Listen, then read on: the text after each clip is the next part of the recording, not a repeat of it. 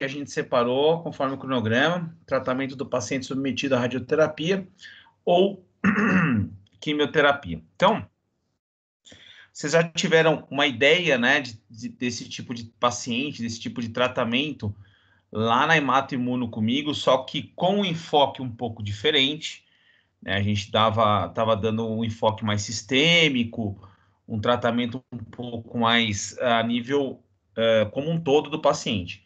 E agora a gente vai ter o enfoque em boca, né? A parte oral. Como é que esse paciente vai se comportar quando você chegar no seu consultório e você for atender esse paciente? Que lesões que ele vai ter?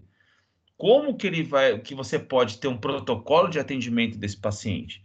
Então, é claro que não é igual a um paciente comum, né? Não é só no seu consultório, mas você pode estar atendendo até na clínica da faculdade, você pode estar atendendo em outros locais, e vocês têm que saber mais ou menos como funciona o atendimento, um protocolo de atendimento desse paciente. Então, é para isso que eu coloquei essa aula de hoje, para vocês terem uma ideia de como se faz, do que manifesta esses pacientes, quais lesões eles têm, e vocês vão ver que é um pouquinho diferente a radioterapia da quimioterapia. Tem algumas representações um pouco diferentes. No geral, é muito parecido as manifestações, porém tem algumas diferenças pequenas, tá? E o protocolo de atendimento de ambos é muito parecido também, tá? Bom, lembrando que essa aula vai estar, já está no AVA, né? Já no encontro número 11, no momento aula. Após essa aula, às 22 horas, já vai abrir uma atividade para vocês, que vai ficar 3 dias aberta essa atividade lá no pós-aula do encontro número 11. Não esqueçam de fazer, porque todas as atividades agora, como eu sempre digo para vocês, estão valendo nota. Não esqueçam de estar fazendo essas atividades, por favor. Tá? Bom, então vamos lá. Vamos começar essa aula de hoje.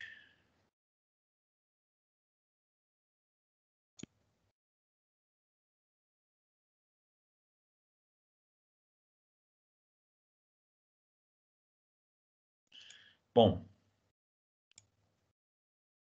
proposição, né? Por que a gente colocou essa aula? Para que serve, né? A gente precisa conhecer os efeitos deletérios.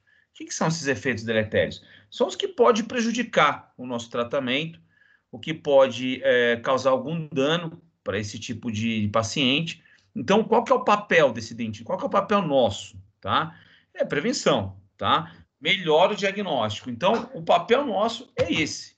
A gente identificar, diminuir o risco desse paciente no tratamento, com a prevenção, para você ter um melhor prognóstico, tá?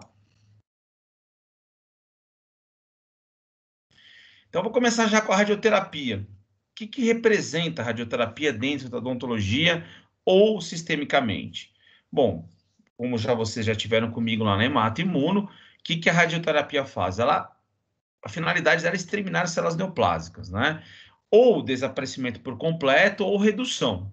A gente não sabe qual é o tumor que esse paciente pode estar tratando, porém ele está em radioterapia. A gente não sabe a finalidade. Eles pouco conhecem, os médicos até explicam para eles, eles chegam meio que assim perdidos na consulta, até a mando dos médicos, eles fazem o tratamento odontológico a mando dos médicos, exatamente para evitar maiores problemas, mas eles não sabem muito, às vezes eles até o médico fala, porém eles não assimilam. Então é muito difícil a gente conseguir arrancar alguma informação com muita precisão quando eles estão em tratamento radioterápico, né?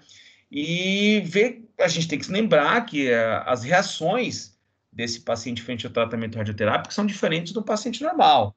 A ideia de você ter uma cicatrização, às vezes, num processo cirúrgico já é um pouco complicada, respostas imunes também são um pouco complicadas, mas enfim, tem todo esse universo que a gente tem que abranger, tem que saber, tem que entender desse paciente e buscar o máximo de informações possíveis do tratamento que ele está fazendo externo, tá? Mesmo que a gente não seja um amplo conhecedor de oncologia, mesmo que a gente não seja um absurdamente entendedor do tumor que ele tem, então a gente tem que se inteirar, tá? Quantas sessões ele fez de radioterapia? Existem aí números, vamos dizer assim, mais ou menos um parâmetro para a gente também situar vocês. Um paciente pode chegar até fazer 40, 60 sessões de radioterapia. Então, você tem que saber mais ou menos se está no começo, se está no meio, se está no fim de um tratamento. Isso eles sabem. Se você perguntar quantas sessões você já fez, isso eles sabem, porque dói, tem um certo problema, e os médicos fazem uma previsão de quantas sessões eles vão ter que fazer até o final do tratamento. Então, por quê? Porque eles querem saber se realmente vai curar daquele mal que está ocorrendo no corpo dele. Bom, nesse universo da radioterapia, a gente pode citar alguns efeitos colaterais, tá? Que a gente vai ter na cavidade bucal. Vamos citar aí mucosite, tá? Cárie de radiação, trismos, doenças periodontais, xerostomia, candidíase, disgeusia, osteoradionecrose e disfagia, tá? Vou falar com vocês em separado cada um desses tópicos, tá? A ideia é a gente conversar um pouco, bater um papo sobre isso. E aí, também as formas de tratamento de cada um deles também vai estar aqui. Vocês vão estar frequentemente tratando pacientes assim, tá? Por quê? Porque a gente vai ter uma população nos próximos anos no Brasil, segundo o censo do IBGE, uma população mais envelhecida. A população brasileira vai ser uma população que vai se pouco progredir no nível de quantidade de família, de pessoas na família. Por quê?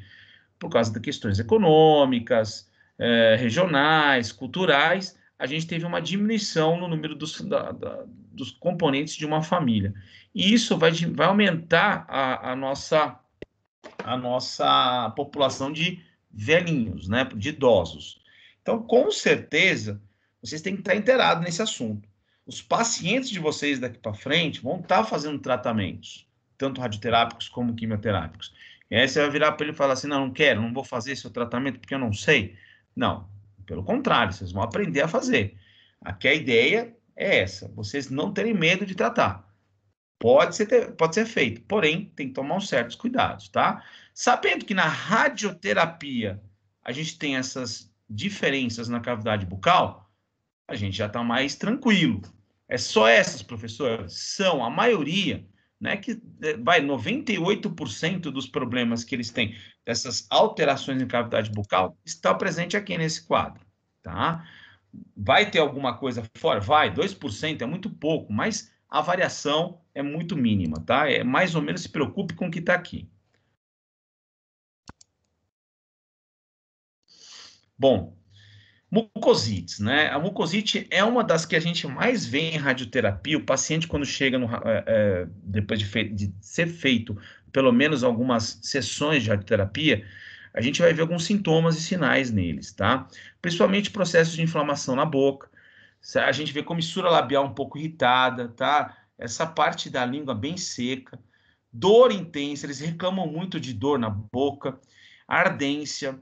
Então a gente vai ver bastante eritema, aquelas formações bolhosas, tá? Bem pequenininhas, principalmente em língua, mucosa jugal, palato duro e ulcerações. Essas são as mucosites. Os pacientes reclamam de dor na boca inteira. Chegou para vocês, olha, é uma dor que eu não sei descrever, é uma dor que é na boca inteira.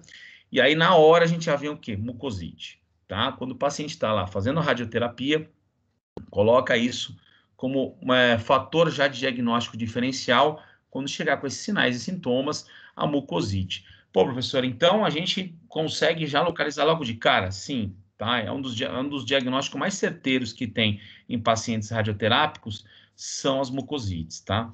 Tratamento é um pouco mais simples, tá? A gente não precisa ter tratamento cirúrgico para isso, a gente faz uma manutenção, a gente vai atuar principalmente nos sintomas desses pacientes.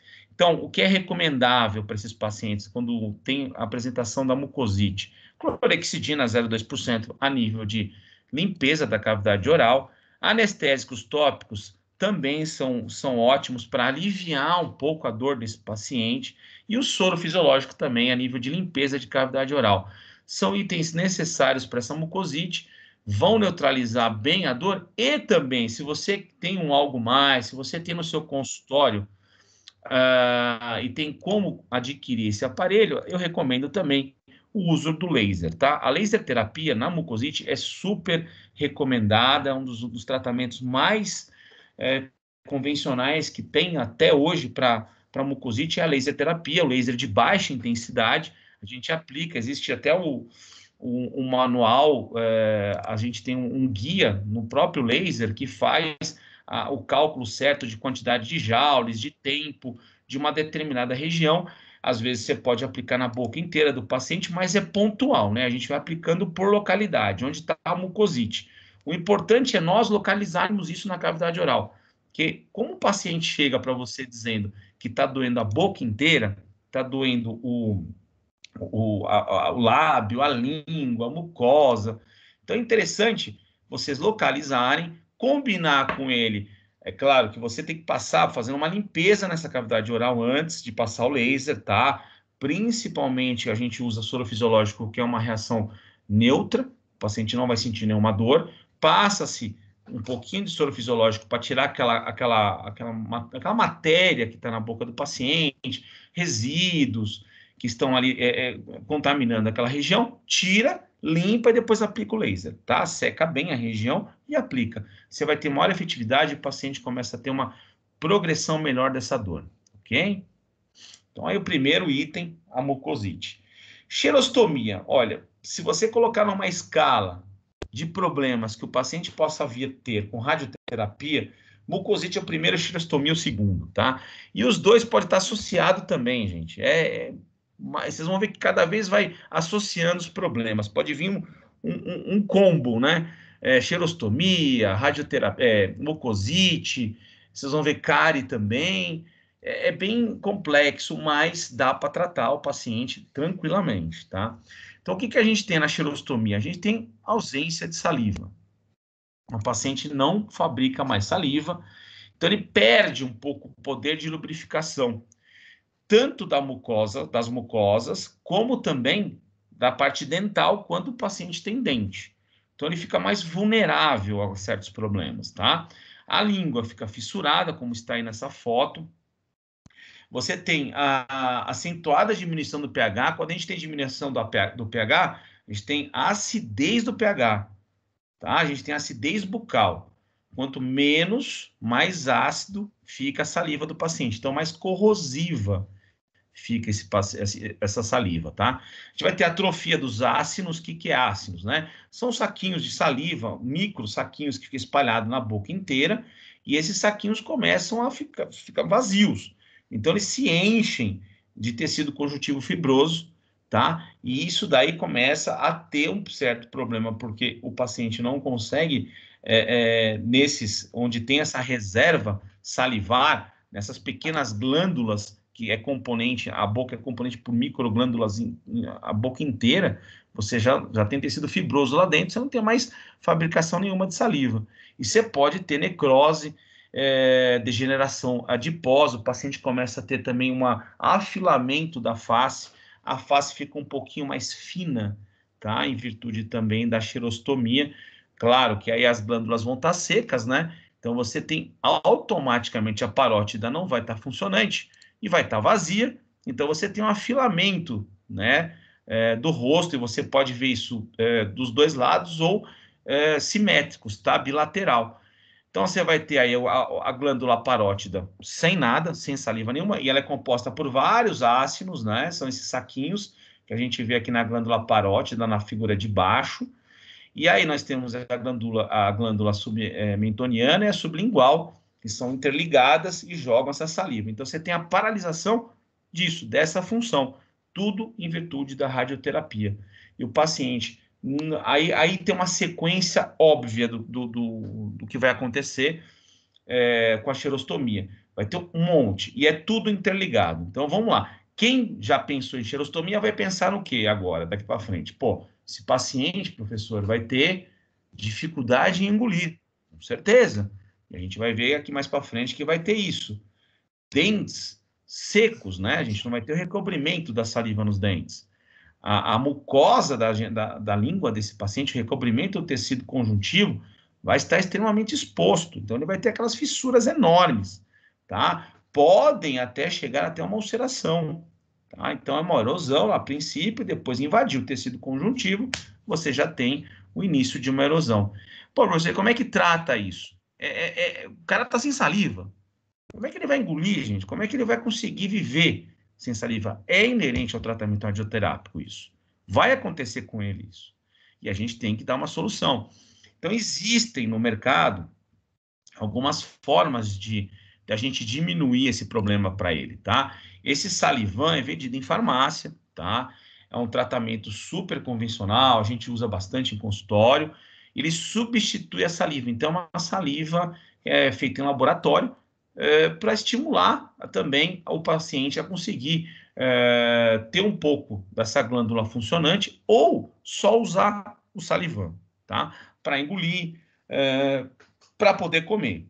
E também tem as drogas cialogogas, tá? Essas drogas, elas atuam no sistema nervoso autônomo, então ela estimula, tá? A produção de saliva. É um pouco mais complicado, porque aí depende muito da... Eita, tem alguém assumindo o controle aí toda hora, gente. Deixa eu ver o que está acontecendo aqui.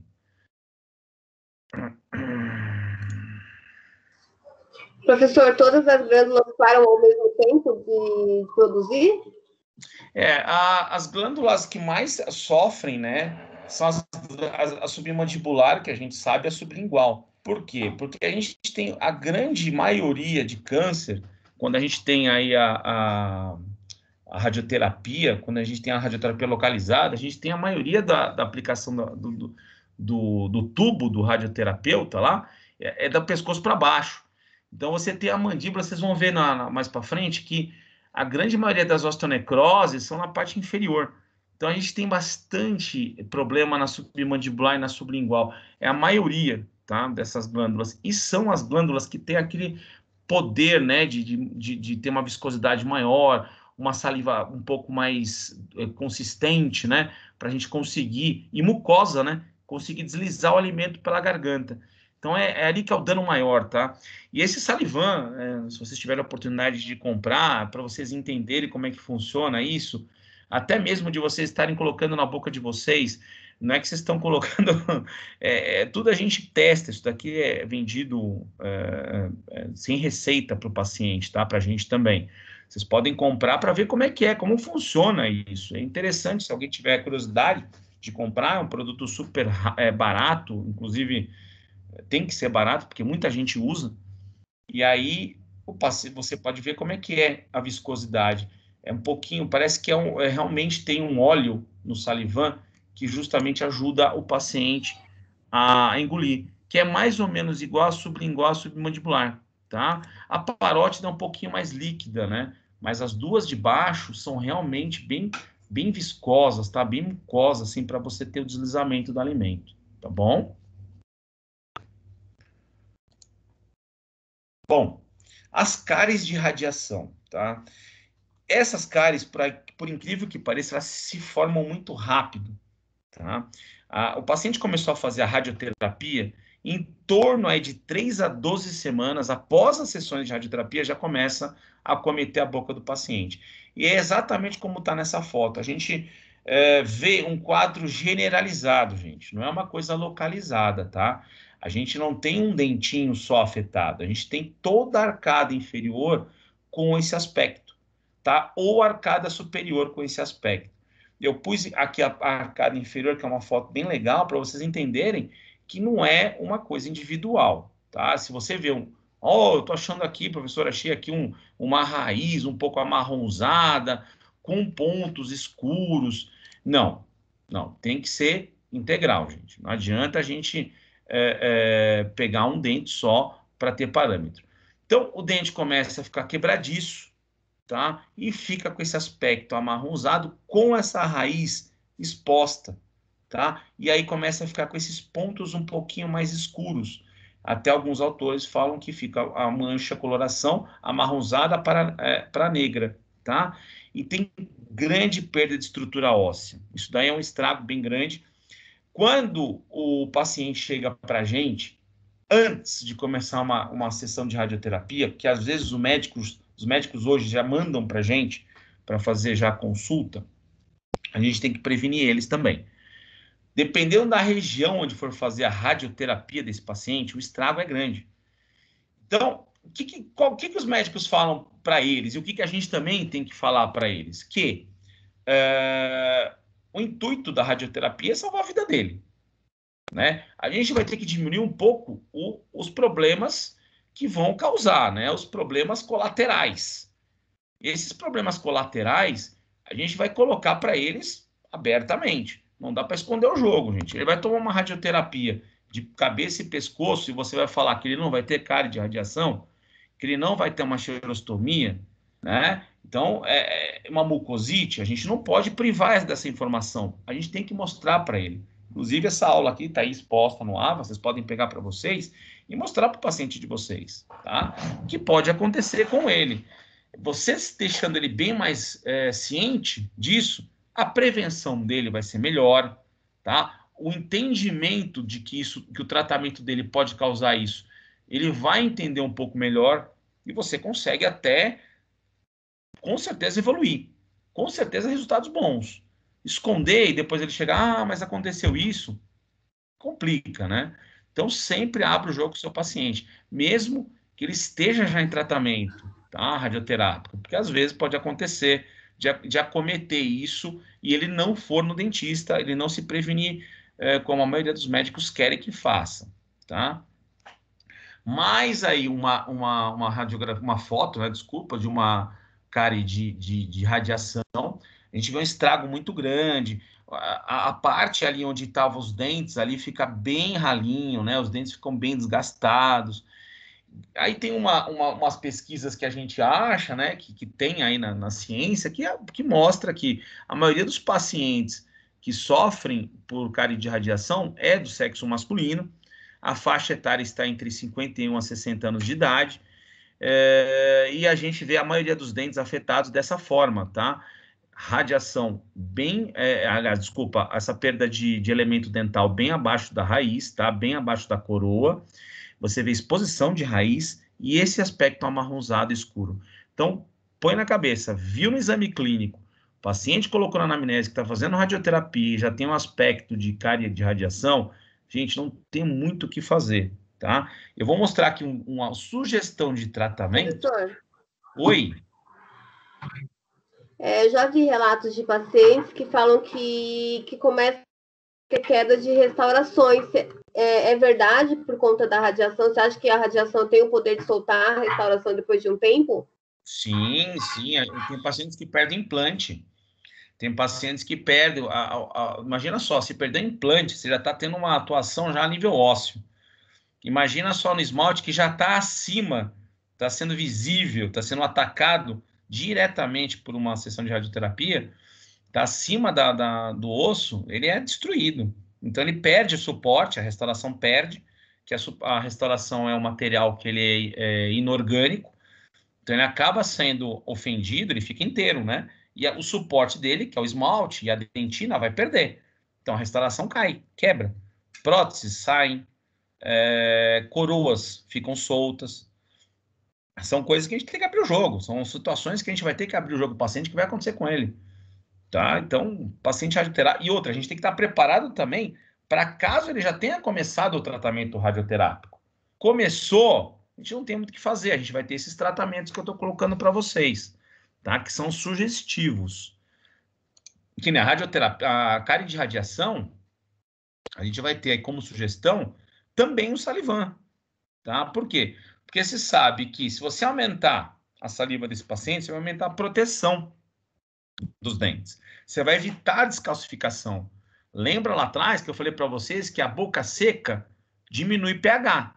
Se você diminui pH, você tem um pH ácido, uma saliva corrosiva.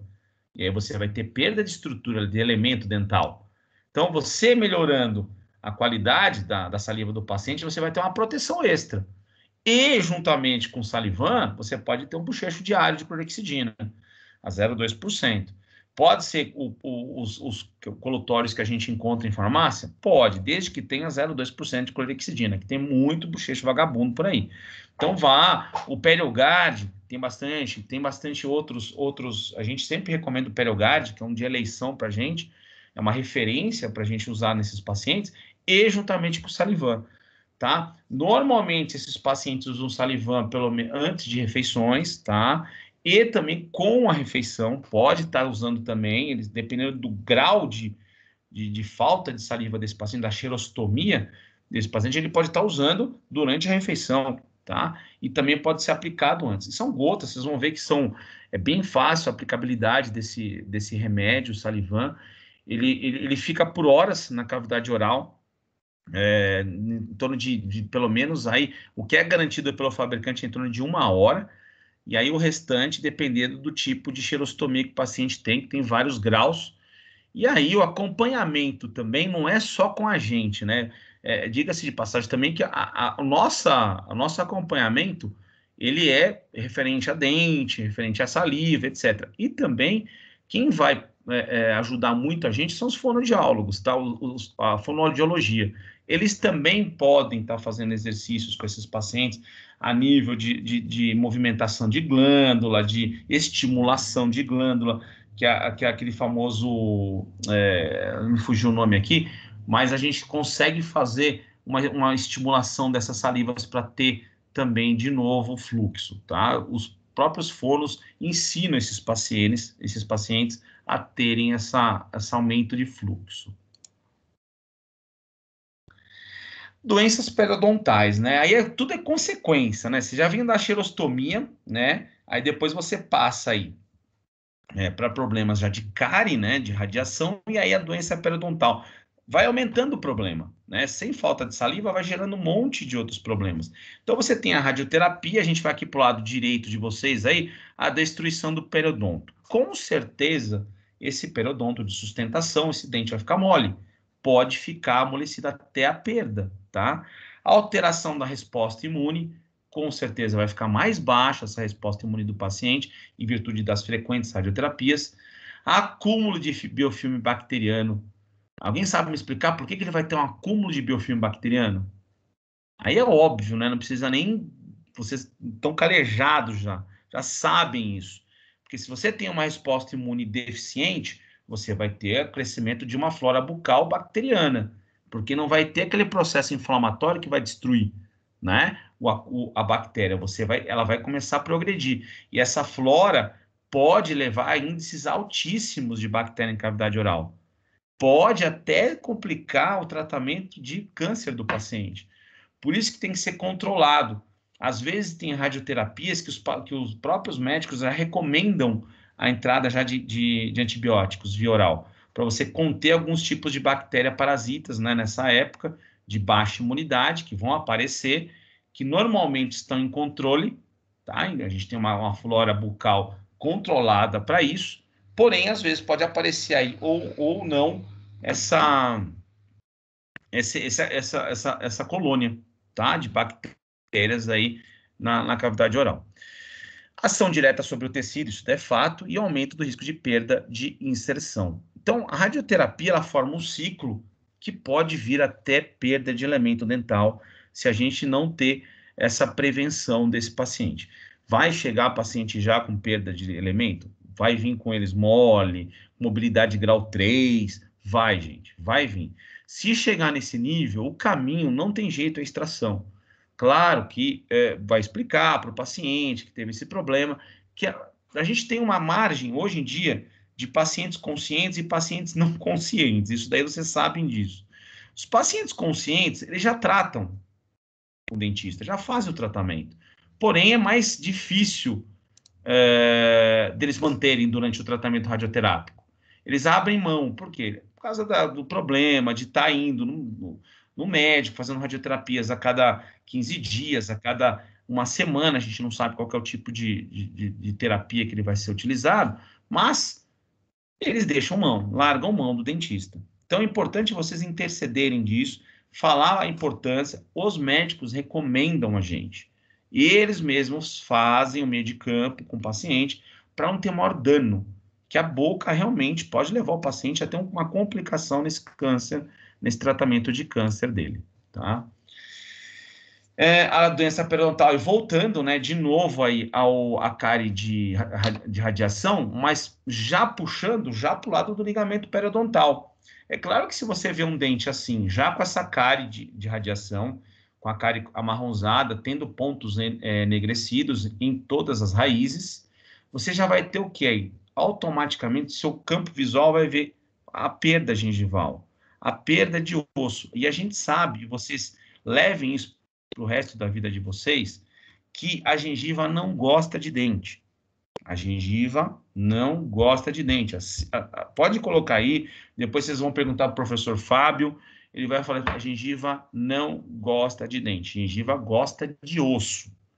Então, se a gengiva gosta de osso, se está nesse nível gengival abaixo, é porque o osso está reabsorvendo.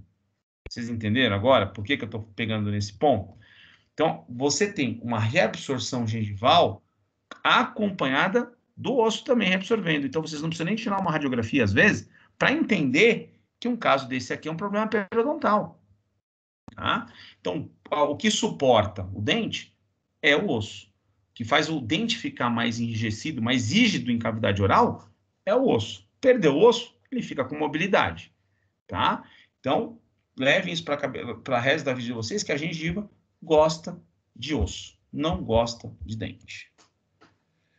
Bom, e aí, com certeza, a gente vai ter outros tipos de fungos, né, na cavidade oral. Com certeza, a candidíase vai aparecer nesse paciente, e a gente tem que saber também que o paciente está com uma baixa imunidade.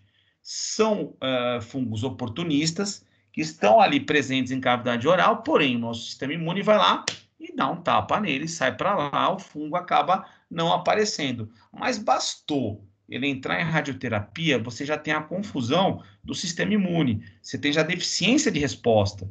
Então vai aparecer, tá? A pseudomembranosa, que é muito comum em pacientes com radioterapias, comissura, onde vai ter mais comissura labial, embaixo das próteses, lateral de língua, gengiva, palato duro, palato mole e mucosa jugal.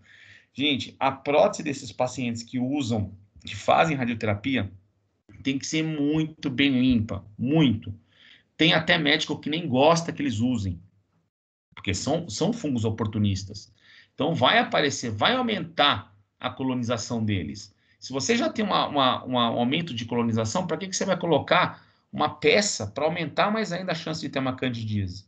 Tá? Então, os próprios médicos já pedem para tirar. Porém, sabem que esse paciente precisa se alimentar. E a única forma dele se alimentar é com a prótese.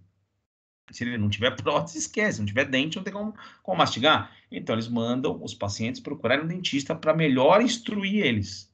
Tá? Então, a gente vai pedir uma limpeza dessa prótese. Vocês podem fazer isso no consultório de vocês. Podem estar fazendo frequentemente um acompanhamento quinzenal.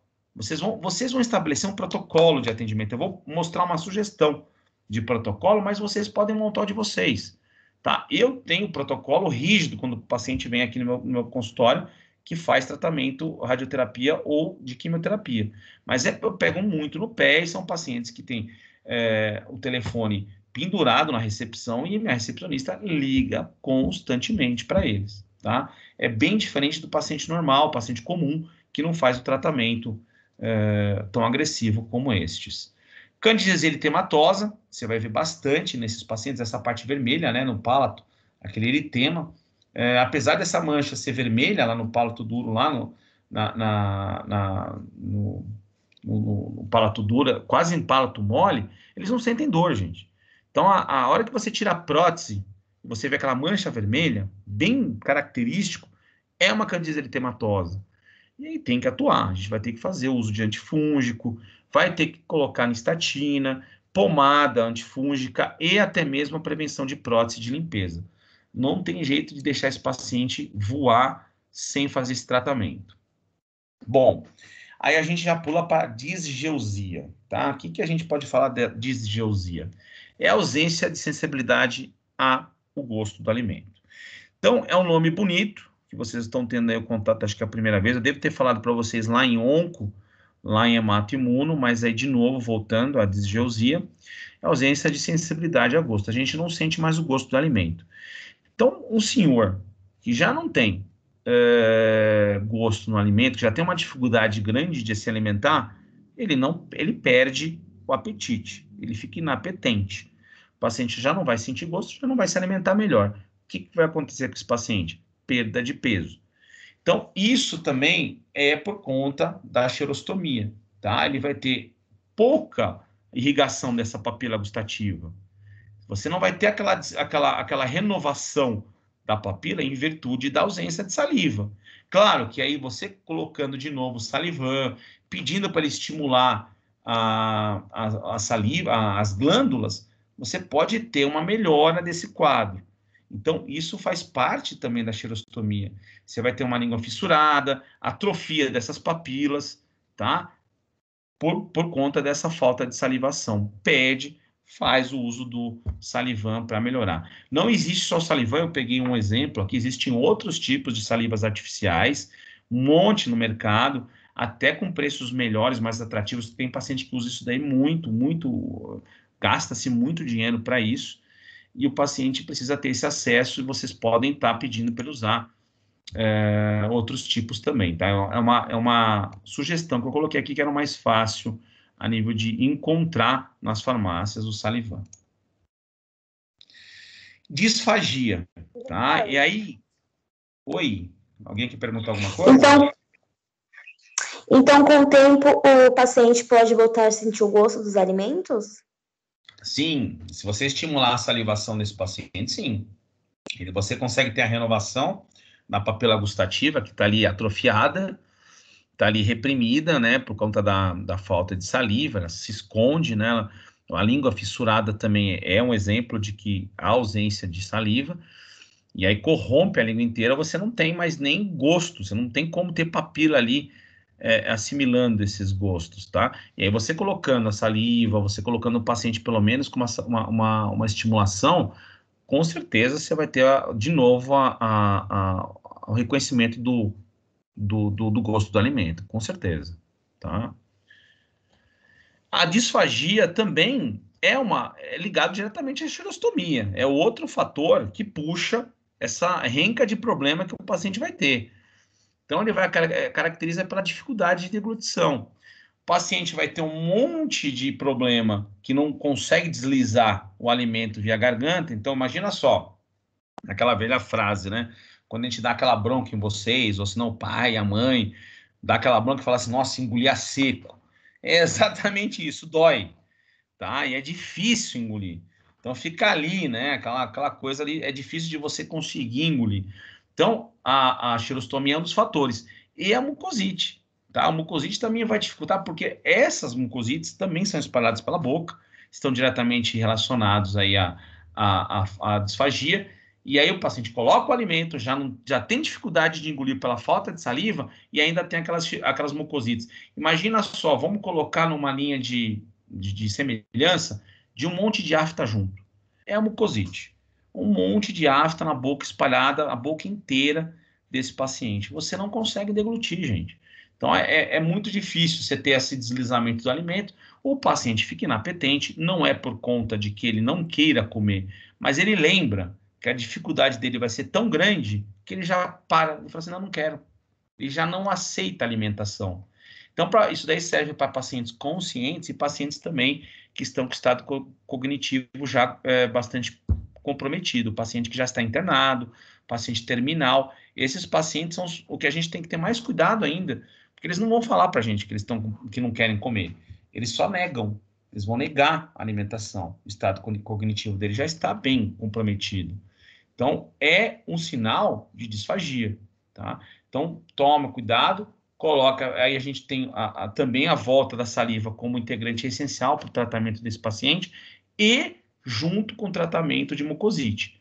A disfagia também, ela aparece por conta da mucosite também, tá? Não é só xerostomia aí no caso, ok? Os trismos. Podem acontecer trismos também nos pacientes que também fazem radioterapia. Os músculos da mastigação, você sabe, eu tenho certeza que todos sabem, os 4 músculos da mastigação que nós temos, né? E aí a gente tem alteração desses músculos e espasmos deles, tá? Em virtude da radioterapia. Então, vai lá, o massetérico, pterigóide medial, lateral, vocês têm essa alteração muito grande da extensão do músculo, na abertura e fechamento. O temporal, quando você consegue fazer a palpação do temporal, o paciente sente dor. Por isso que lá no exame, que a gente pede para vocês fazerem, lá no exame vocês vão fazer logo lá na clínica, inclusive a gente está pensando em já mudar essa ficha clínica para vocês terem atenção especial com os músculos da mastigação. Quando você apalpa, o paciente sente dor, tá? Ele sente até um arrepio, até fecha a boca. E aí, às vezes, ele trava. Esse travamento chama trismo. O paciente não consegue nem abrir e nem fechar muito bem a boca. E aí você pede para ele abrir, ele abre um dedo. Você fala para ele esforçar um pouquinho, abre 2 dedos. E aí você não consegue tratar o paciente. Então, é uma consequência inerente da radioterapia nos músculos da mastigação. O massetérico, pterigóide lateral medial e o temporal. Não esqueçam de apalpar, gente. Isso é importante. Paciente com radioterapia, vá devagar. Sinta o bucinador, o masseter, um pterigóide. Se você conseguir pegar o temporal aqui na lateral do crânio, é interessante. Vá até a base da mandíbula, apalpe, tá? Tudo para saber se realmente ele está sentindo dores nos músculos da mastigação. Até pacientes normais, tá, gente? A gente não é só para paciente de radioterapia, pacientes de radioterapia. Pacientes normais, a gente tem que fazer isso em todos, ok?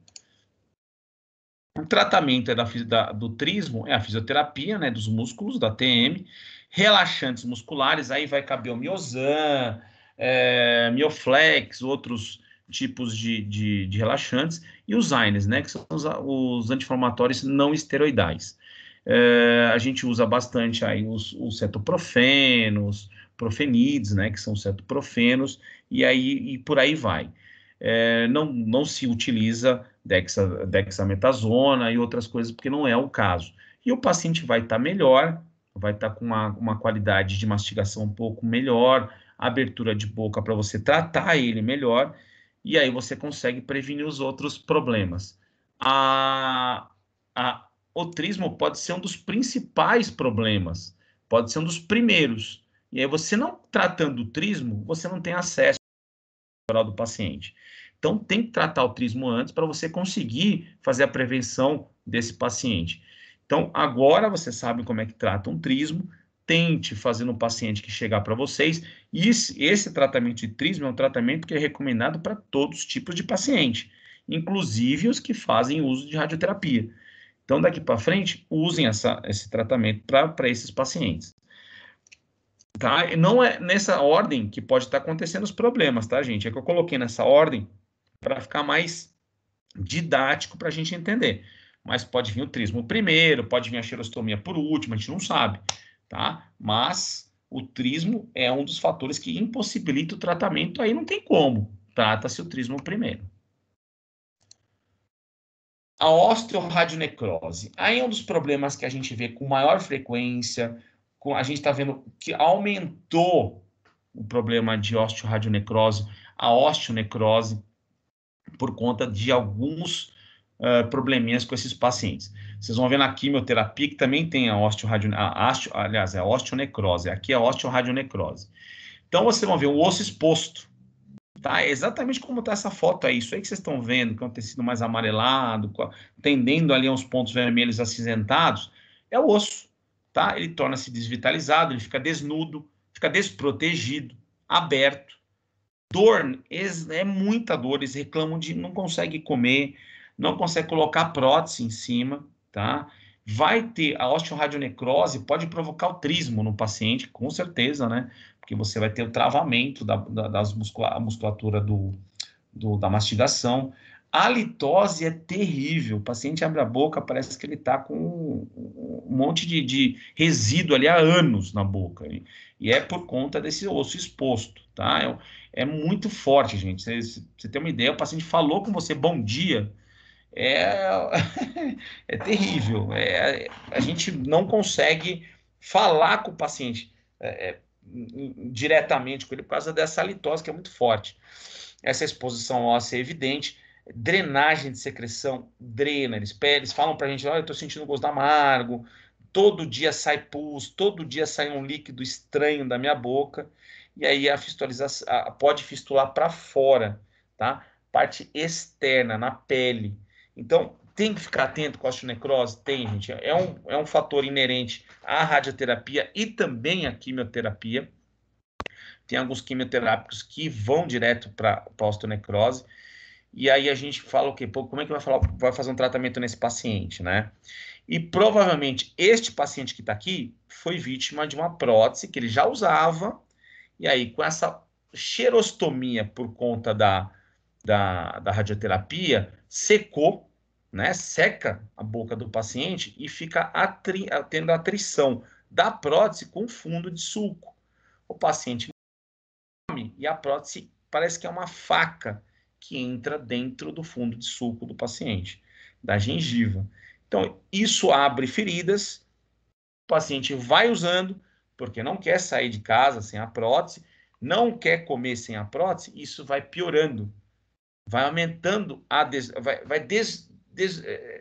aumentando a área de problema, a área chapeável dessa prótese, onde ela repousa, normalmente inteirinha aparece o osso. Já teve caso que eu já vi, mas não fui eu que tratei, de que o dentista teve que serrar todo aquele osso exposto, tá? Com uma broca, uma Max-Cut, passou e tirou tudo, aquele osso necrosado. Esse osso necrosado, eles não sentem dor. Porque está morto, não tem mais inervação, não tem mais ligamento com a parte do conjuntivo, e você tira facilmente, ele destaca, tá? E o que ele sente dor é na gengiva que está ainda recobrindo a base do osso, que forma aquele halo eritematoso, tá? Aquele halo inflamatório em volta do osso que ainda está em boca, tá bom? Radiograficamente, a gente vê essa parte do osso aqui do lado direito, vocês estão vendo aí, alguns pedaços, né, destacados na imagem, né, umas áreas bem radiolúcidas, né, umas imagens desses pedacinhos aqui, mal definida, a gente não consegue ver o tamanho, como é que, de onde veio, tá bem difícil de identificar, perda, né, do osso, do trabeculado, destruição cortical, e conforme a gente está vendo a imagem para baixo do osso, não sei se vocês conseguem ver, está bem abaixo dessa legenda que está aqui, uma radiopacidade do osso necrosado. Não sei se vocês conseguem ver bem abaixo aqui dessa legenda, que acho que vocês não estão vendo meu mouse mexer, mas bem abaixo tem já uma radiopacidade e um osso destacando, tá? São áreas assim vitais, áreas residuais que você tem desse osso sendo destacado. E ele sobe, né? Ele vai lá para cima, o corpo vai tentar expulsar isso da gengiva. Então ele vai destacando e vai subindo. Então áreas radiolúcidas enormes, a gente vê aí praticamente uma bola de gude aí de tamanho, e essas áreas radiopacas destacando, e vai subindo para ser expostas, para ser tiradas da gengiva, e precisa ser limpo. A gente não pode deixar esses ossos destacados aí dentro, que vai só contaminar mais ainda a vida do paciente. Por isso que a gente tira uma radiografia para ver como é que está a situação. Então, o tratamento, a gente tem tratamentos novos hoje no quesito osteoradionecrose, que são a oxigenação por câmeras hiperbáricas. Essas câmeras hiperbáricas, vamos a grosso modo resumir para vocês, eles simulam diferentes atuações atmosféricas, como, por exemplo, você consegue reduzir a ação atmosférica abaixo de um certo limite. Então, o paciente reduz, é levado a uma simulação, vamos dizer assim, de profundidade. Então, o paciente é levado mais ou menos a 50 metros de profundidade nessas câmeras hiperbáricas, é uma pressão, ele vai receber uma pressão negativa, e aí consegue ter um controle melhor dessas células que vão atuar as células de remineralização, as células de recuperação do tecido ósseo. Então, eles atuam nisso, eles diminuem a função vital, a função de resposta desses pacientes de necrose e conseguem estimular a resposta nessas câmeras hiperbáricas. Então, é mais ou menos, a grosso modo, levar o paciente a 50 a 60 metros de profundidade dentro do oceano. Tá? Então, você tem aí, você está quase morrendo. Você leva o paciente a morrer, praticamente. Você tem diminuição das funções vitais, diminuindo a ação dessas células, e você consegue mortificar, ou se não, neutralizar a osteoradionecrose. Essa é uma sugestão de tratamento que é muito usada hoje. E aí, associado também à antibiótico terapia. Paciente com exposição de osso, pelo que a gente vê bastante nas próteses totais hoje, a gente tira aquela parte necrótica cirurgicamente. Não dá para deixar aquela parte óssea exposta. É retirada, é removida, pode ser por bisturi, broca. É um osso que é muito fácil de particular. E a gengiva? A gengiva em si é mais difícil de voltar, é mais complicado e é mais demorado. Por isso que as câmeras hiperbáricas servem para neutralizar essa ação da osteoradionecrose. Aí a gente consegue ter uma melhor gengiva, o desenvolvimento da gengiva acima da osteonecrose. É claro que devidamente limpo. Não adianta você mandar o paciente para a câmera hiperbárica com lá o osso exposto, o osso necrótico, e não vai ter resposta do corpo do paciente. Você vai neutralizar a osteoradionecrose, porém tem que ter resposta. Senão não tem função o tratamento do paciente. Tá? É uma simulação, então, de uma profundidade, o paciente vai receber oxigenação nessa profundidade, vai ficar normal. A gente sabe que quem é mergulhador aqui na sala, não sei se tem nenhum mergulhador, quando a gente desce cada vez mais, 10, 15, 20 metros, a nossa respiração fica mais difícil, né? Então, eles recebem oxigenação nessa câmara e fica lá exposto por 20, 30 minutos, 40, chega até 1 hora, que eles ficam dentro dessa câmara. Dá para ver aqui mais ou menos uma foto do lado direito, parece uma autoclave gigante, que você coloca o paciente lá para dentro. Ele vai deitado e fecha essa tampa. É igualzinho quem já fez a ressonância magnética, o tubo da ressonância, só que é um tubo fechado, tá?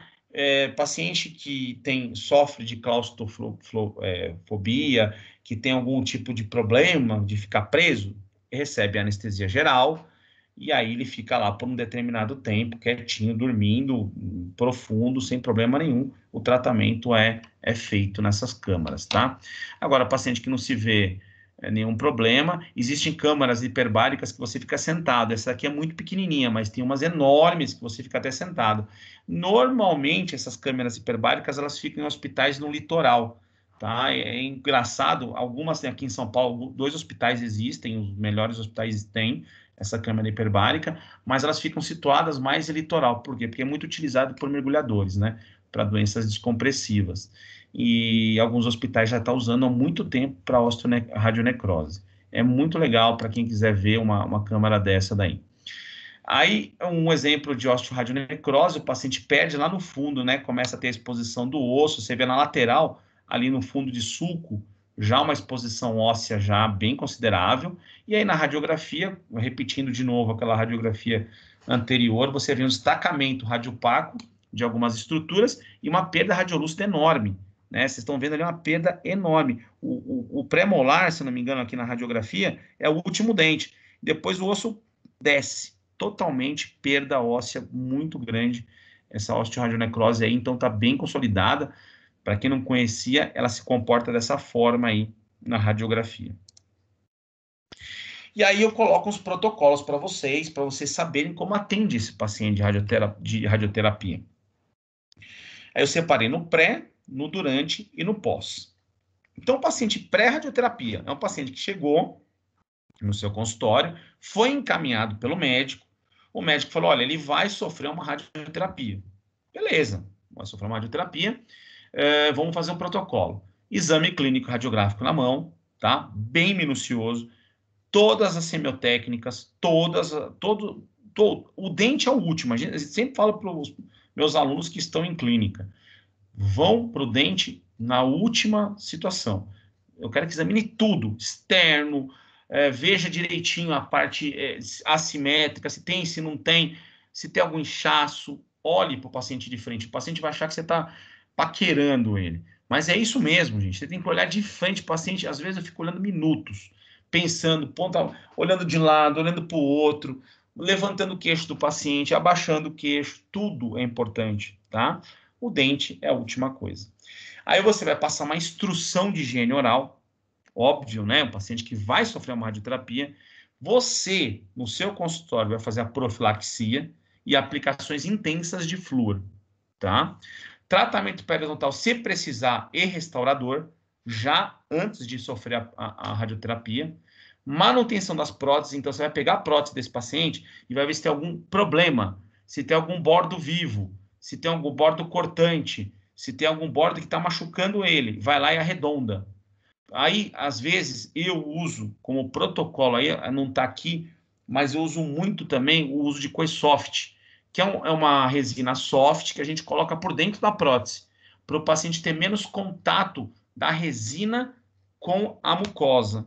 O menos impacto possível, menos lesões. Então, você tem a diminuição. Depois que ele fizer a radioterapia, você pode até tirar, mas é um material transitório, é um material que vai ficar por pouco tempo e ele não endurece. Pelo contrário, ele fica afofando, a prótese fica acolchoada, a prótese fica com um sistema de amortecimento melhor, tá? Exodontia, se necessário, no pré, tá? E eliminação de traumas. Se eliminou todos os traumas protéticos, se não tem nenhum aparelho que machuque, elimine tudo. Se você chegou nesse protocolo, gente, ele pode ir para a radioterapia sem problema nenhum. Não vai bater na sua porta o paciente para falar que houve uma intercorrência no meio da radioterapia, porque você está prevenindo ele. Agora, o paciente vai voltar, vai continuar o tratamento, sim. Você não vai fazer o tratamento pré, o protocolo pré e vai largar a mão. Você vai ter que fazer o controle, tá? O controle da orientação, o controle que você vai ter é a orientação da higiene. Como é que você está? Você está higienizando bem, fio dental, está higienizando sua prótese e o uso tópico de flúor. Isso é essencial. Cargas excessivas de flúor nesse paciente para proteção, ele vai ter queda de saliva e você vai ter que compensar, né? Vai ter um quadro de xerostomia. Então, flúor, proteja os dentes. Professor, mas ele não tem dente, como é que a gente vai fazer?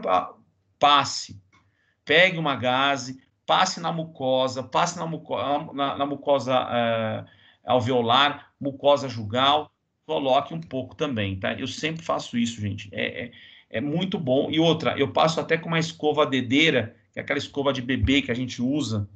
São dicas que a gente nem vê muito por aí, mas a gente comenta, a gente vê no AC Camargo sendo usado esse protocolo, em outros lugares, quando o paciente não tem dente. Usa aquela escova dedeira que se usa para bebezinho, que compra em farmácia, super fácil de achar, coloca o flúor e esfrega na mucosa inteira, tá? Toda, alveolar e mucosa jugal. É uma renovação também daquela papila, de todos aqueles sensores do paciente, é uma ativação dos sensores gustativos também, e você consegue ter uma prevenção legal, tá? Então, durante a radioterapia, controle rigoroso, tá, de higiene e o uso do flúor. E no pós, né? Aí o paciente está, após a radioterapia, como é que a gente pode proceder? Após, a gente vai ter o controle também rigoroso da orientação da higiene e visitas regulares ao consultório odontológico. Paciente que entrou em radioterapia, ele vai ter que vir sempre, tá? Acabou a radioterapia, qualquer deslize nosso, aparece cárie, aparece quadros de mucosites, tá? Porque ele está sensível, o sistema imunológico dele está sensível ainda, não está preparado e a gente pode ter uma desproteção da boca. Então, ele tem que vir praticamente de 15 em 15 dias no seu consultório. Professor, isso é cobrado? Óbvio que é cobrado. Vocês cobram como forma de consulta, gente. Ninguém faz nada de graça hoje em dia. Então, até consulta está se cobrando. Graças a Deus, a odontologia mudou. Antes da pandemia, luva custava R$12. A caixa de luva. Hoje, uma caixa de luva custa R$60. O EPI hoje custa quase R$ 70 um kit de EPI. Então, o cara que não cobra a consulta hoje, ele não está enquadrado no sistema que está sendo proporcionado para a gente. Então, claro, tem um valor mínimo? Tem, gente, mas tem que ser cobrado. Vocês têm o EPI envolvido, luva. O paciente vai embora, não gostei porque o outro não cobra. Você não tá perdendo o paciente, você está se livrando. Então, pense nisso, e aí o paciente vai ser cobrado, o paciente oncológico que está em tratamento pós-radioterápico, vai, gente, cobrem consultas, faça um pacote com ele. Fulano vai voltar de 15 em 15 dias, você vai voltar 2 vezes por mês, sei lá, 160, R$ 200 por mês, não interessa quanto vocês vão cobrar. Vocês vão cobrar um preço fixo com ele, tá? É como se fosse tratamento ortodôntico. O cara não vai lá 1 vez por mês e paga lá um meio salário mínimo, um salário mínimo para o ortodontista? É assim que tem que funcionar. O dentista é a mesma coisa. Você está proporcionando um cuidado extra, uma orientação extra, e ainda se preocupando com prótese, se preocupando com higiene, e mostrando para ele que você está ligado no problema dele. É assim que se faz. Tá bom, gente?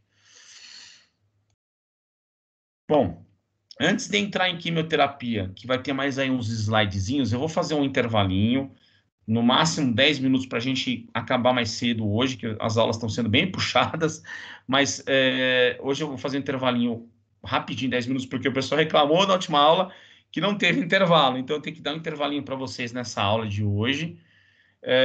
Não saiam, porque tá difícil aqui a conexão, tô vendo que o pessoal tá saindo, tá caindo, tá entrando, tá saindo.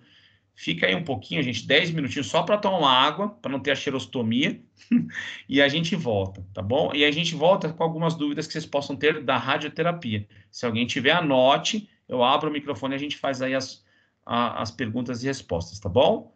10 minutinhos, então, 8h40 voltamos, beleza?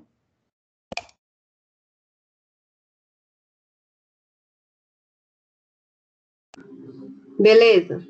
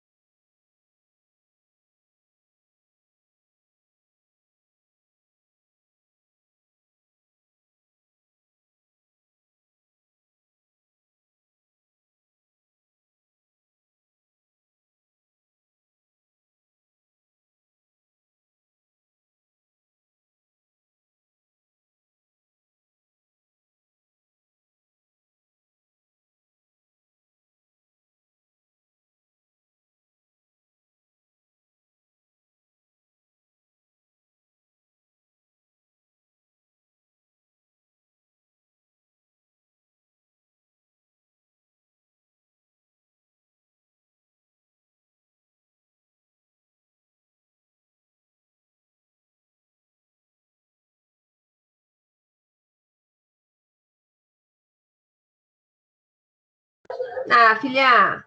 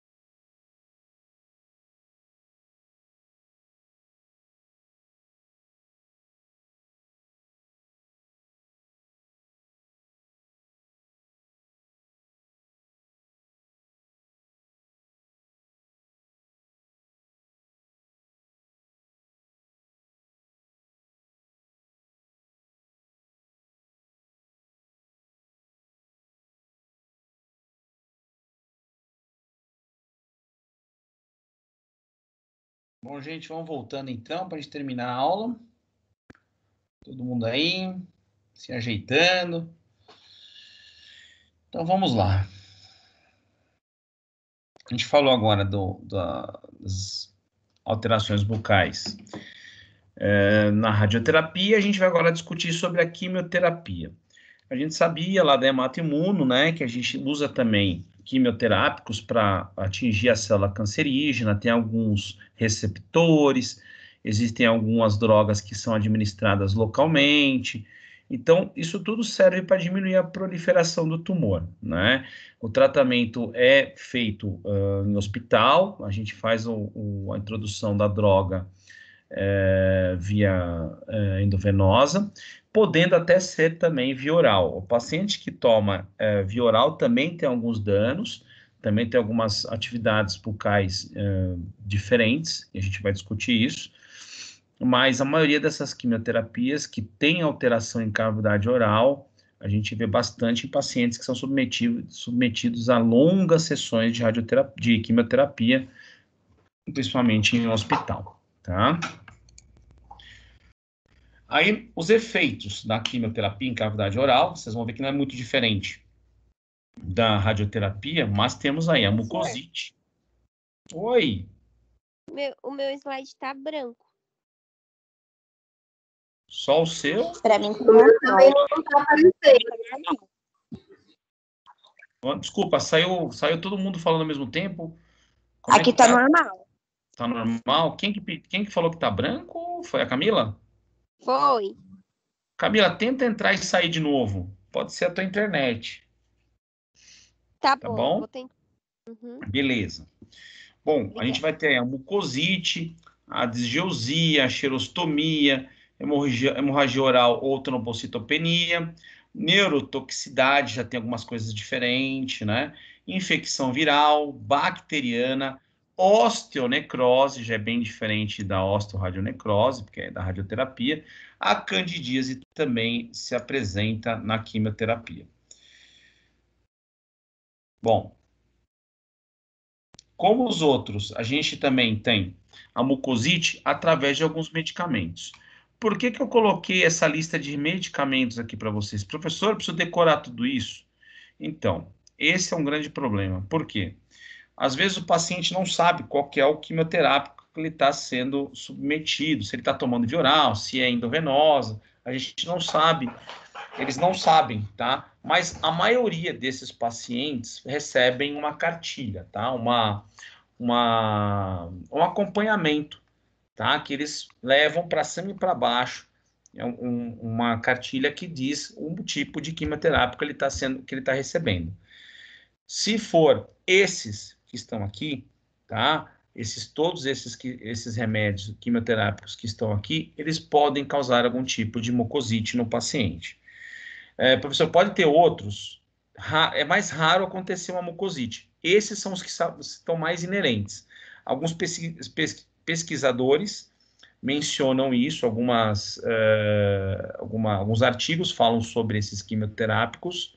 Então, fique bem espertos quando o paciente lúcido chegar no seu consultório e colocar um desses remédios lá na anamnese. Provavelmente, ele pode estar sendo acometido por uma mucosite causado pela quimioterapia. Então, gente, abriu a boca do paciente, ele não está fazendo radioterapia, porém, apresenta mucosite, a gente vai ter que ver a anamnese e ver qual remédio que ele toma. O professor, ele não sabe, pede para ele trazer na próxima consulta e você começa o tratamento dele. Não comece antes dele mandar a lista de quimioterápico que ele tá sendo submetido. Xerostomia também vai ter, tá? Você vai ter alteração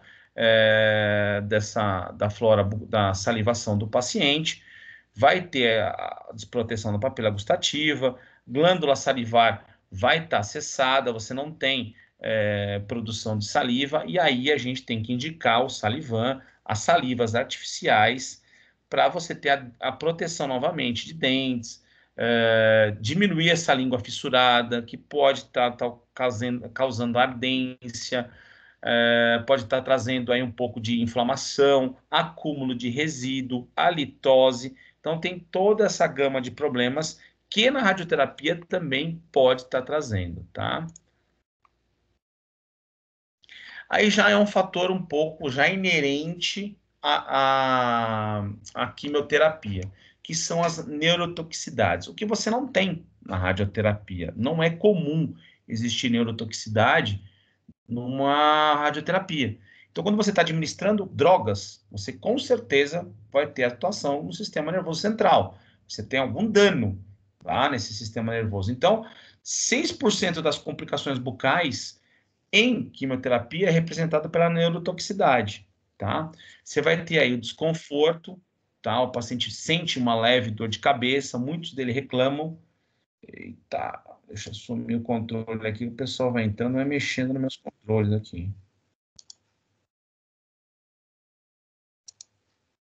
Eita, não acredito que a aula caiu.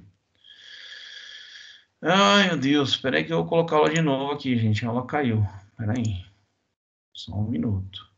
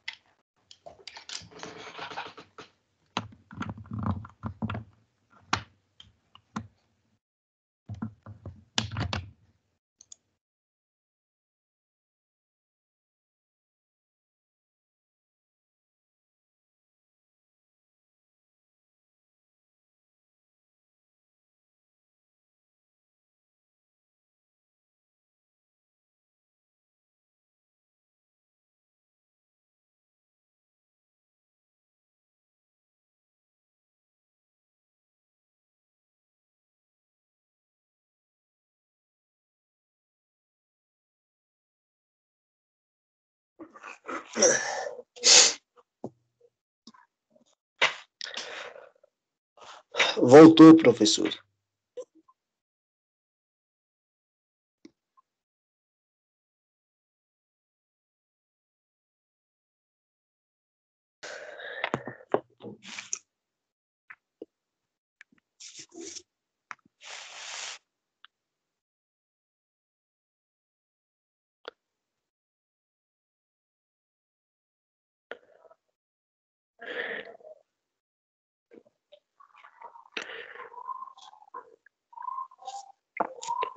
Voltou, mas está mudo. Oi, não, já consertei aqui já. Vamos lá, então vamos retomar. Vocês estão vendo a minha tela do PowerPoint agora, né?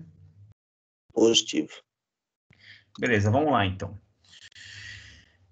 Então vocês têm a xerostomia também presente. Ah, não, desculpa, estava na neurotoxicidade. Vamos lá, neurotoxicidade. Aqui.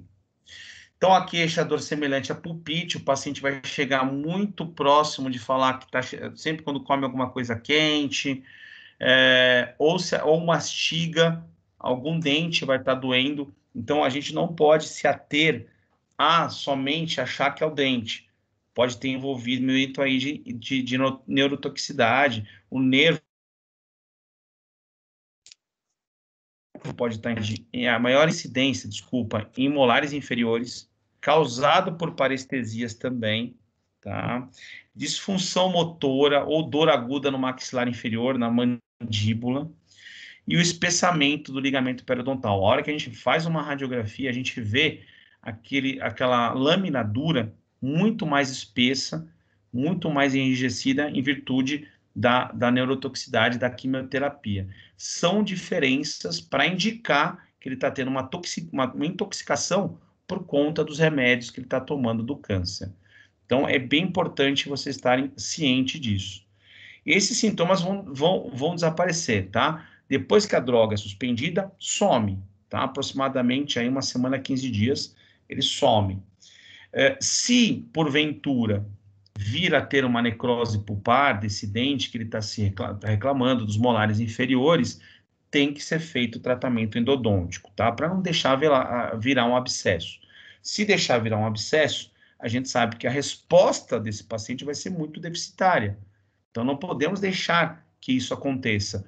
Faça o tratamento endodôntico, encaminhe ele para o endodontista, ou se você tiver capacidade, gosta de fazer o tratamento de canal, faça o tratamento desse paciente, tá? Então, preste atenção, faça uma radiografia, veja se realmente não tem comprometimento do dente, tá? Porque a neurotoxicidade pode atingir a esse nível, e aí a gente consegue tratar o paciente antes que cause alguma coisa maior. Se não tiver nenhum ligamento com dente, se for uma dor semelhante a uma pulpite, espera o tratamento cessar e você vai atuando no paliativo.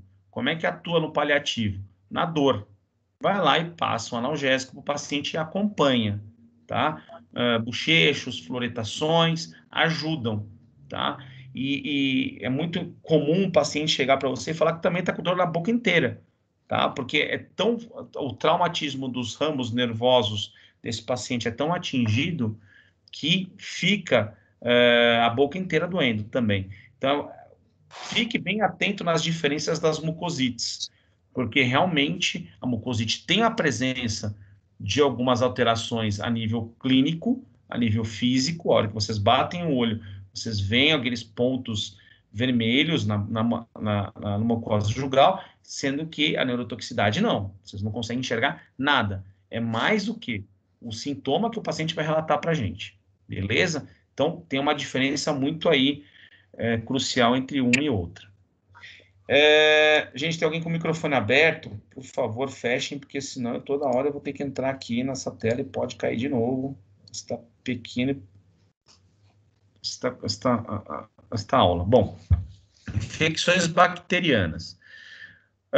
Como a gente vai fazer uma quimioterapia, como o paciente está sendo levado a ter medicações que controlem o desenvolvimento de células, a gente vai ter um cessamento em todas as reproduções de células do corpo. Lembre-se lá da hematoimuno também, que a gente discutiu muito sobre isso, que é aquela supressão das células, né? A supressão da medula. Então, se você tem uma inibição da formação de células de defesa, provavelmente vai ter organismos, provavelmente vai ter colonizações de bactérias. E pode ter quadros alarmantes. Como eu falei lá no começo, esses quadros sépticos podem levar o paciente a óbito. Então, por isso que os médicos atentos pedem exames constantes, exames de sangue, para ver leucócitos, neutrófilos, linfócitos, para ver se realmente precisa entrar com uma antibiótico terapia. Então, esses pacientes são examinados constantemente em cada sessão de quimioterapia. Eles têm a amostragem de sangue retirada, é feito o exame no dia, e aí sim, quando o paciente recebe esse coquetel, ele pode receber já até com antibiótico, incluído nessa dose de quimioterapia. Se for oral, é aconselhado o médico dar um antibiótico via oral também. Tem pacientes que a bactéria fica tão resistente que eles precisam ser injetáveis, não dá para tomar mais antibiótico via oral. A bactéria é muito forte, tá? Só via injetável, e aí sim já entra direto com o quimioterápico, tá? E se for oral, eles vão no hospital e são submetidos a essas sessões também de antibiótico terapia. Candidíase, né? Aí eu peguei os números de alguns artigos que eu estava lendo sobre a candidíase em quimioterapia. 77% dos pacientes apresentam candidíase, então é um pouquinho maior do que a radioterapia em si. Então a gente tem muito quadro de candidíase em quimioterapia, tá? 11% dos pacientes apresentam quelite angular também, tá? Aquele espessamento na região da comissura labial. Você tem ali a ferida sendo formada, e aí o paciente não consegue abrir e fechar muito bem a boca porque estoura. Essa ferida constantemente é uma ferida que arde, que dói, e é colonizada por saliva ali também, e fica cheio de fungo. E também 9% com uma proporção um pouco menor da candidíase pseudomembranosa. Então a gente tem a candidíase liderando em pacientes de quimioterapia. Com certeza a gente vai ter, se tem 77% dos pacientes de todos os artigos que eu consultei, gente, é um número considerável. Então, quando você colocar lá, paciente submetido à quimioterapia, com certeza ele vai estar ali com uma candidíase instalada. Então, fiquem atentos quanto a isso. Hemorragia oral ou a trombocitopenia, aí você vai ter complicações inerentes aí à medula do paciente. Com certeza, ele vai ter uma resposta da coagulação sanguínea, plaqueta bem alterada, né? A gente sabe que ali tem a constituição de toda a nossa cascata de coagulação sanguínea sendo executada na medula. Você vai ter uma supressão dessas células, provavelmente ele vai apresentar sangramento gengival, e só de ver, a hora que você abriu a mucosa desse paciente, a hora que você levantou o lábio desse paciente, ele vai começar a sangrar. É uma consequência inerente ao quimioterápico, um pouco diferente da radioterapia, que a gente não vê muito isso na radioterapia, a gente vê muito isso em químio, tá? É bem inerente, uma característica bem fundamental, bem específica da quimioterapia. As manifestações pelo corpo é bem presente, equimoses, petequias, púrpuras. A gente vai ver distribuído isso no corpo do paciente. É um paciente que tem uma fragilidade um pouco maior, tá? Essas púrpuras, eles vão ter aquelas petequias, aquelas pontos roxos pelo corpo, e na língua também. Quando você levanta, pede para levantar a língua no céu da boca, você vai ter a presença dessas petequias, dessa fragilidade capilar espalhada pela língua também. Tá? A disgeusia também a gente vai ter, os pacientes com disgeusia, aí vai afetar o gosto do alimento do paciente, não vai sentir o gosto, lembrando lá da radioterapia. E aí um autor manda para mim, 13 indivíduos adultos, observou 61% de pacientes com disgeusia, tá? Nas primeiras 12 horas após a infusão. Lembra lá, na disgeusia da radioterapia, a gente não tem tanta, assim, rapidez na manifestação da disgeusia. Já nas 12 primeiras horas de quimioterapia, o paciente já perde o gosto de alimentos, tá? E aí coloquei os 4 também remédios que vocês, quimioterápicos, né, o antineoplásico, que são mais responsáveis por essa parte da disgeusia, tá? Também fiquem atentos na anamnese de vocês, que é uma característica desses remédios provocarem a disgeusia, e deixe separado, deixe naquele papel anotado que você vai deixar na recepção, lá na gaveta do seu consultório, porque a gente não decora isso, é um nome complicado. Doxorubicina, cisplatina, ciclofosfamida, fluoracil, fluoracil, são nomes complicados, tá? Então, deixa anotado, porque se precisar consultar, eu tomo quimioterápico, então vê se não bate nessa lista aí. Bateu nessa lista, opa, você pode ter uma disgeusia. Porque eles vão perguntar para você, isso daqui é coisa de dentista, eu não estou sentindo gosto. Doutor, me fale por quê. E aí você vai bater o remédio e vai saber que esse remédio tira o gosto. E aí você vai tirar o remédio do paciente? Não, gente. Quimioterápico, quem traça toda a terapia de um quimioterápico são os oncologistas. Você não vai interceder nisso, você não vai se meter. Isso é medicação de outro profissional. Você só vai falar para ele que ele vai ter consequências desses remédios, que é uma consequência que quando parar de tomar, vai voltar ao normal. Mas ele vai consultar você. Os médicos também informam, tá? Antes de aplicar a quimioterapia, eles já falam para o paciente. Eles ajudam um pouco a gente também nesse sentido e já previnem, você vai parar de sentir gosto de alimento por um certo tempo. Tua papila gustativa não vai reconhecer. Então, já sabem disso, tá? Aqui a osteonecrose ocorre um pouquinho diferente da rádio, tá? É uma infecção, a osteonecrose é uma infecção provinda de um trauma facial, tá? Provavelmente algum trauma que é recorrente ao uso de prótese, alguma mordida, algum trauma de mordida, de mastigação, algum alimento ou algum objeto que ele mordeu e feriu a cavidade bucal. Você vai ter um metabolismo ósseo totalmente diferente. A gente sabe que quem toma remédios quimioterápicos para controlar certos tumores vai ter um metabolismo de osso diferente. O periósteo, ele some, gente. O periósteo que recobre todo o osso do nosso corpo, osso de mandíbula, osso de fêmur, todo osso recebe uma camada que chama periósteo. Ele recobre os ossos nossos, tá? Esse periósteo, ele nutre o osso. Ele é responsável por todo o metabolismo do osso. Ele é responsável por manter esse osso ativo. Então, se você tira essa camada do periósteo, você tem o osso friável, o osso quebradiço. Então, a osteonecrose causada pela quimioterapia provoca uma alteração no metabolismo ósseo, provocando fraturas, tá? Então, esse paciente pode sim ter fraturas em decorrência da não nutrição adequada do osso, ok? Então, aí você vai ter o bifosfonato, aliás, os BFs, né? Que a maioria dos pacientes quimioterápicos usam, o Zometa, o alendronato. Então, esses remédios, quando você escutar alendronato, bisfosfonato, Zometa, liga o sexto sentido, gente, porque aí é um paciente que pode ter osteonecrose.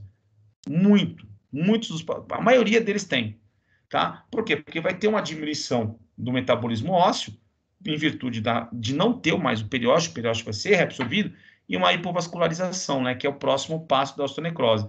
Não tem vaso novo, não tem angiogênese. O paciente perde a irrigação do osso. Fica quebradiço, friável. Qualquer pancadinha, ele quebra o osso, tá bom? Então, a osteonecrose provocada em os sinais e os sintomas aí que a gente pode ter é assintomático por semanas, meses e anos. O paciente fica lá, tendo a osteonecrose e nem aí. Mas se infectar, ele pode ter dor, porque ele está começando a ter colonização de bactérias. Ele tem baixa imunidade. Vai infectar, aí sim vai começar a doer. Aí vai expor o osso, vai expor a mandíbula, o osso da maxila, vai ter mobilidade de dente, tá? O paciente em volta pode ter dentes ali segurando próteses esse dente pode ter mobilidade, pode sair na mão, pode sair na prótese, esse dente. Em volta, pode ter edema, tá? Eritema, ulceração e o hálito, nem se fale. E aí você vai ter a destruição do osso como fator final, a necrose desse osso. Esse osso que a gente tem, eu estou falando lá da radioterapia, é o osso que se perde. O osso que fica desnudo, o osso que fica exposto na cavidade oral, ele está sendo ofendido por bactérias. Não dá para você fazer um enxerto de gengiva. Alguém deve estar perguntando, professor, não consigo recuperar esse osso? Não, gente, é osso necrosado. É um osso que a gente não consegue mais nada, não consegue mais nenhum tipo de reintegração com o nosso corpo, tá? Então, tome cuidado, paciente com osso necrosado, retira o osso, e aí a gente tem o tratamento adequado. Deixa eu só voltar aqui para ver quem está querendo entrar. Ah, já puseram já para dentro. Bom, a radiografia a gente viu na osteoradionecrose. A gente tem a mesma área aí, radiolúcidas irregulares, tá? Bem característicos de perda de osso, limites indefinidos. A gente não sabe como é que tá, se a gente consegue ver que aqui está terminando, se aqui está começando. Áreas em aspectos difusos, toda a extensão do osso alveolar é submetida a esse tipo de osteonecrose e atinge molares e pré-molares. Sempre, gente, essa região é a região onde tem o quê? Mastigação, região de impacto, região onde tem trauma, região onde vai abrir o osso e vai desnudar. Então, realmente, tem aí os problemas maiores em região de molares e pré-molares. E qual que é a conclusão de tudo isso? Bom, a conclusão que a gente tem que a avaliação do tratamento, do pré-tratamento antineoplásico por um cirurgião dentista, ele vai levar esse paciente ao bem-estar. Uma instrução de higiene que você vai dar para ele vai servir de ferramenta para ele se preparar para o que vai vir de tratamento neoplásico. E a clorexidina é um dos campeões aí de uso pelos cirurgiões dentistas. Então, a ideia é que a gente vai preparar o paciente para enfrentar um problema maior. Então, se você conseguir fazer a tua parte como cirurgião dentista, com certeza você vai minimizar problemas lá na frente para o oncologista, que já tem complicações de problemas orais, existem inúmeros, gente. A complicação, ela parte justamente de cavidade oral mal protegida. Se você não prevenir, com certeza vai atrapalhar no tratamento desse paciente. Ele não vai ser grato a você e pode vir até a óbito esse paciente se você não conseguir controlar isso. Você tem que estabelecer um protocolo. Que nem eu falei para vocês no começo da aula, eu tenho o meu, eu coloquei uma ideia, esses protocolos que eu coloquei são os que eu sigo. Claro, tem mais coisas que eu ainda tenho nesses pacientes, porque aí eu subdivido.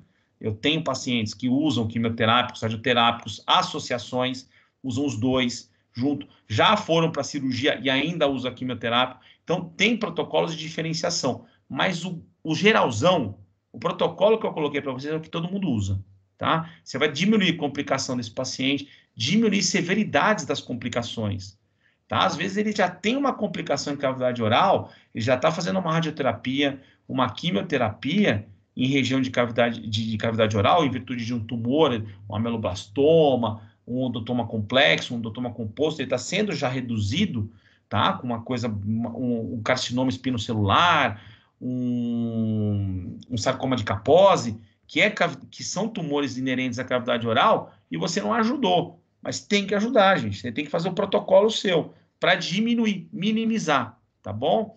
Então, orientação da higiene é fundamental. Isso daqui, todo mundo, vamos combinar que a orientação da higiene para esses pacientes tem que ser rigorosa, tá? Combinar também que a escovação é diária.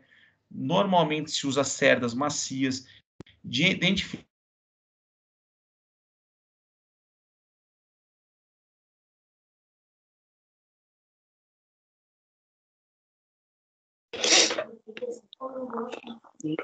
Professor? Ficou mudo. À medida que... Oi, alguém quer falar alguma coisa? Ficou mudo, professor. Oi. Estão me escutando, gente? Agora sim. Tá. À medida que vocês tenham... Onde que eu parei? Eu parei na prevenção com vocês? Vocês me escutaram na prevenção? Parou no início desse slide. Tá. Então, vou voltar um pouquinho. A escovação tem que ser diária. O que se recomenda são escovas de cerdas macias, tá? E pastas com flúor. Não adianta você pedir para o paciente comprar uma escova ruim, uma pasta ruim, uma pasta sem flúor. Tem que ter medida preventiva. A medida preventiva são as pastas fluoretadas.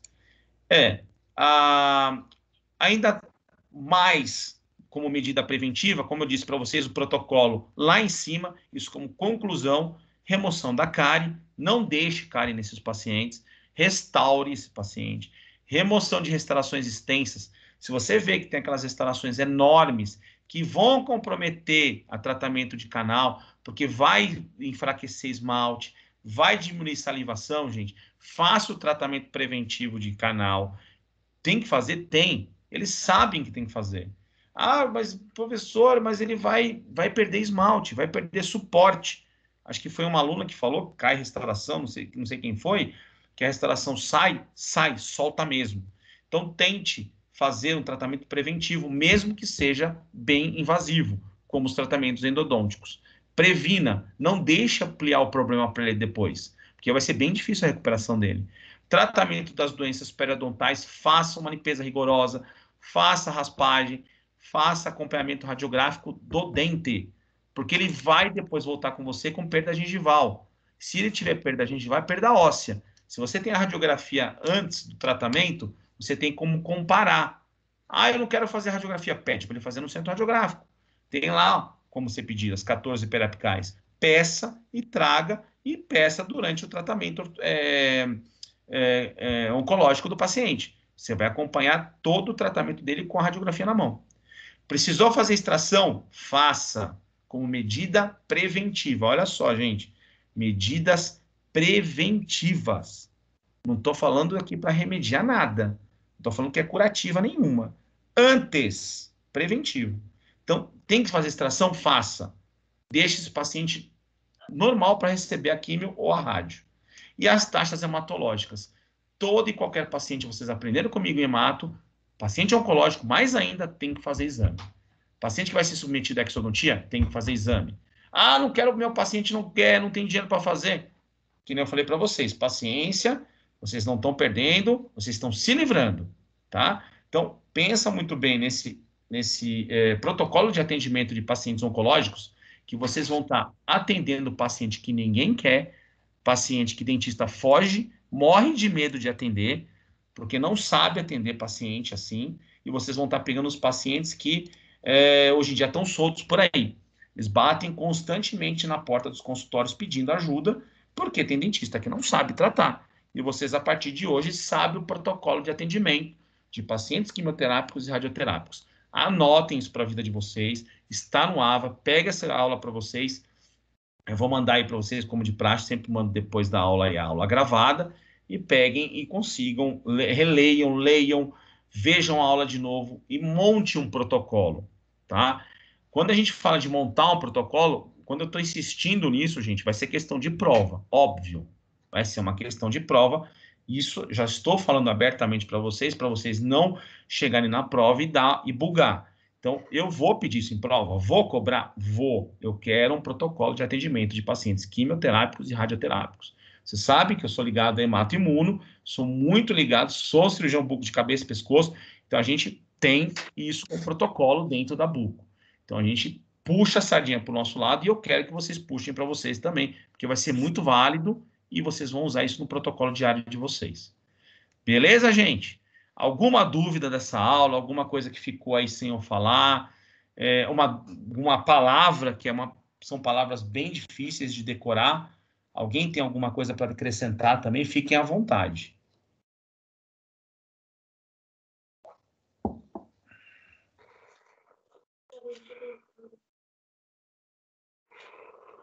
Ninguém? Beleza, hein, gente? Então, se ninguém tem dúvida, parte do princípio todo mundo entendeu tudo. Isso é bacana. Isso só reforça que a aula foi tranquila, que deu para vocês entenderem, assimilar bem. E Tá lá postada já no AVA. Não esqueçam da atividade que se abre agora às 10 horas da noite. Vai fechar 10 horas do dia 6. Não esqueçam de estar fazendo, que vai valer nota. Vejo vocês semana que vem, terça-feira, se Deus quiser, com outro tema. Eu não estou lembrando qual tema que é, mas provavelmente deve ser seio maxilar. Se eu não me engano, que é bem bacana também, é uma aula bem legal de vocês estarem estudando antes também, sobre infecções odontogênicas de seio maxilar. Estudem bastante que eu vai ter uma aula bem bacana sobre isso. Beleza, gente? É isso aí, então. Boa noite. Obrigado por ter ficado comigo aí. E semana que vem estamos juntos de novo. Beleza? Boa noite, professor. Maravilha. Obrigada. Boa noite, professor. Obrigado, gente. Boa noite, Boa professor. Obrigada. Boa noite, professor. Obrigada. Boa noite. It was easier and faster.